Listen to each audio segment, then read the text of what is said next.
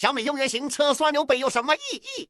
如果你覺得呢個圈速唔快，你覺得小米呢部車唔勁，咁你絕對就係一個唔正直、唔專業嘅人。冇錯，冇任何一個專業正直嘅人都會話呢部車好勁嘅。咁但係咧有大家質疑嘅係咩咧？係營銷方面，最快四門車，跟住話嗰個圓形車得鼻屎咁大個，係啦，呢件事我就覺得嗱，佢一定會捉住呢個點嚟宣傳㗎啦。咁佢又冇講錯啊，佢係四門，咁而家大家都係咁樣宣傳啦，係咪啊？即係就有人會介意呢件事咯，即係話又係啲營銷手法。咁但係以前如果得一間廠係咁樣營銷咧，咁咧大家就覺得啊，你這麼營銷不道德。但係而家個都係咁，咁你特斯拉咁，喂08可以唔計起步時間嘅，咁而家個個都唔計起步時間。以後就會係即係如果講紐北嘅歷史，一定係有小米啊 GTR 同埋呢個嘅波子係第一個台階，令到紐北進入到大家嘅視野。但喺中國唔係啦，喺中國就即係講起紐北歷史就要講小米咯，係咁咯。我自己覺得都